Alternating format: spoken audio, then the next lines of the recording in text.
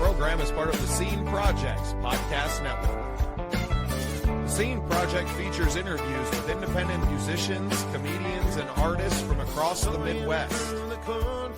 Become part of our community and support local art wherever you are.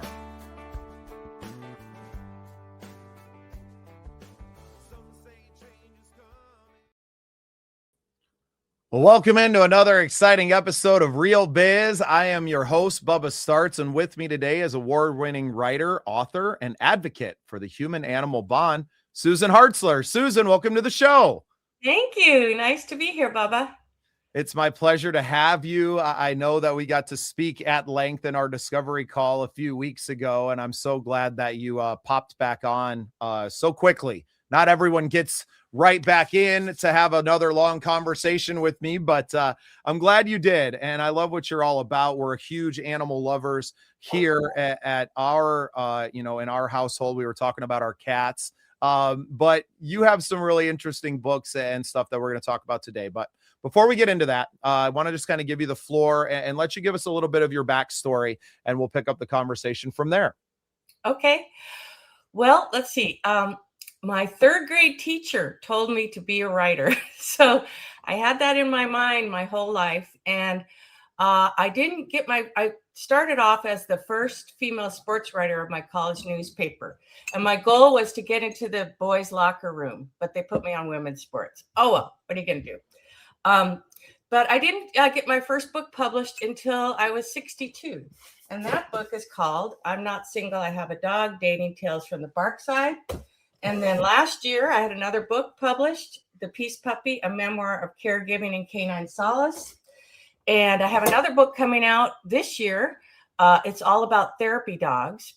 And I also have a Substack, Bliss Dog, where I write soul stories about dogs and my life with my two dogs. I've got two beautiful Australian Shepherds, Seven and Paige Turner, and they pretty much run my life. So years ago, I've always been a dog lover since I was a kid. My first dog, Siesta, was a Chihuahua mutt. And she taught me more about love than the humans in my life growing up. I just loved that dog. She would sit in a little toy baby chair and eat for me. And she'd sleep in a little toy crib, and she was something else. I'd take her around in a baby buggy. She'd be upside down, and I knit hats for her and stuff. So it was pretty much love at first sight with dogs. And ever since, I've been an advocate for the human-animal bond, but now I've stepped it up. I'm a therapy dog. I'm part of a therapy dog team with Seven and Paige Turner now. And I also, for 10 years, was an evaluator for therapy dogs. Now I have the book coming out. So I have a lot of experience with humans and dogs. I love it. I grew up in a dog household. We're a cat house now because the house is probably too small to have bigger animals running around. Although 4 cats is probably excessive as well. But but we love our boys. I am not saying anything to my wife Danielle. If you're listening, I love our little men. But there's something special about those relationships that we have, right? And for people that, not only grew up with dogs, but have had those companions over their life, we all know what it means. And I don't know if I find it hard to explain sometimes to people that don't have those relationships with animals for whatever reason. And do you find in your, experience that there's a commonality between like dog lovers? That do you find all dog lovers are kind of created, equal, or there's that bond that you feel like someone when they have a dog? Because I kind of feel that way, right? Well, dog lovers are a wide spectrum of people. I mean, there's so much to love about dogs. I feel like when I meet them, I do have something in common with them, but they're not all the same, just like dogs aren't all the same.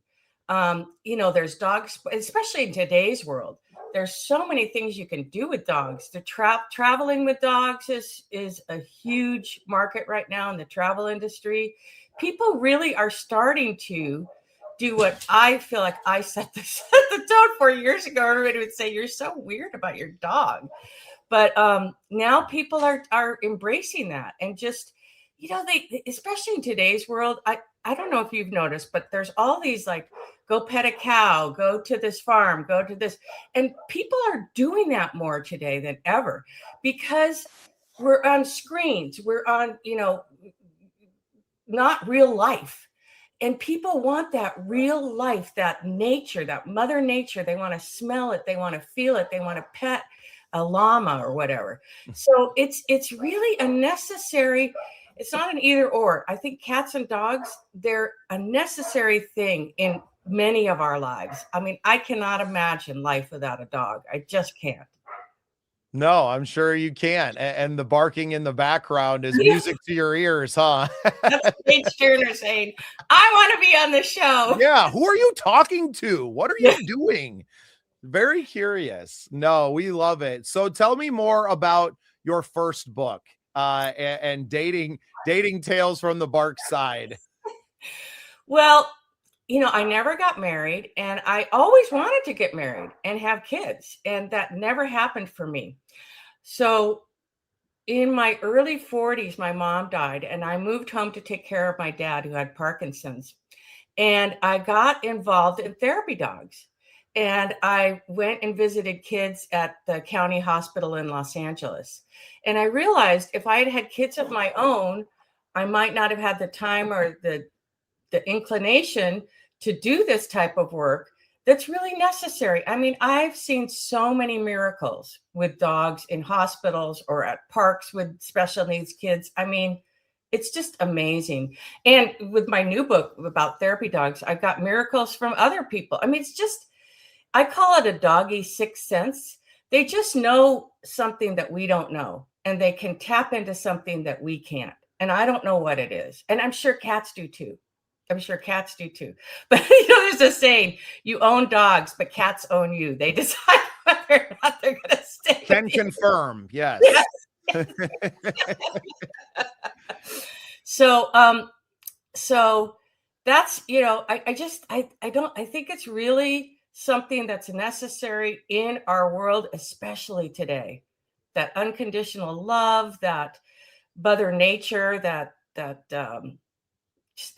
don't know. I love everything about dogs. Yeah, even just the visceral, touching of another living thing, with human beings, especially post-COVID, being even more scared of other human beings and contact with another living thing in general, that it's so important to, pet a dog, right? Like, go pet a dog, and it's okay. And there's science behind that. There's science behind that is proving that petting a dog is good for your health. I mean, it boosts oxytocin, which is the feel-good hormone. It reduces stress. It calms your heart. It lowers your blood pressure. Just petting a dog. Now there's studies saying that people that put a lot of dog pictures up on social media, just looking at a dog or cat can offer those benefits. That's why people go so crazy about dog and cat videos, because they actually are helping them feel better. Oh, I get a lot of cat videos now, Susan. Let me tell you, that's pretty much all I get on Messenger from my wife anymore, are memes and reels of funny cat stories and heartwarming ones as well. You mentioned the LA County Hospital. That's actually a building that I'm very familiar with in my travels throughout my early 20s. I had a good friend of mine who was receiving treatments, and he had osteosarcoma, bone cancer, and we had to spend a lot of time in LA County trying to receive treatment. And it's I know, especially in that building, how kind of, depressing and oppressive it can be. It's an old building, right? It's an old, probably built in the 30s or 40s or they do have a new campus now, but we did. Oh, they do? Old building. Yeah. Yeah. In the new building, it's well, and it's a hospital. My wife. Kids. Yeah. Seeing the kids, it's like, it breaks your heart. Nope. And I we have a mean, large medical center in Sioux Falls, South Dakota. I have a good friend of mine in the music world that is always going in and playing music for the patients there. And to see what it does, especially to be in such an environment that my wife gets just going into the doctor's office for not unrelated and not sick, it raises her blood pressure. So for someone who is sick and receiving treatment or is not feeling well, it can be even more so. And especially when you talk about some of these children that are spending, months of their lives and not being able to leave, because of, a diagnosis of a more severe case. And it's so awesome that you are able to not just go in and to take part in that, but now to document that and to document some of the miracles that you've seen. I think that's so important that it will then spurn more of these kind of therapy sessions with the dogs. And, for us, we work with a lot of veterans, Operation Combating Veteran Suicide, very near and dear to our hearts, but also another organization out here in South Dakota, Guardian Shepherd dogs, and they're German Shepherds who had worked as military service dogs. And now, not just training them to be, to continue doing a job, but just a different kind of job and helping them and then connecting them with other veterans as well. So I love it. I love that you're writing about it and sharing your stories with the world to educate more people on the not just therapeutic, but the scientifically proven therapeutic benefits of having animals in our lives. One of the things that I'm doing on my Substack, and this just occurred to me when I started writing Substack, is yes, there's therapeutic benefits, but no one knows how to tap into them. So I'm actually offering like meditations or rituals you can do. Like if you're feeling a panic attack coming on, if you just lie down next to your dog, touch them, sink in with their breathing, it can really stop a panic attack. I mean, you've got the dog right there. I'm sure a cat's the same way. A cat might give you a panic attack first, but they help my wife. I've seen who she is. When she comes home, it's the first thing she does is grabs one of them and spends, 5-10 minutes after work relaxing with them. And it's made her a completely different human being.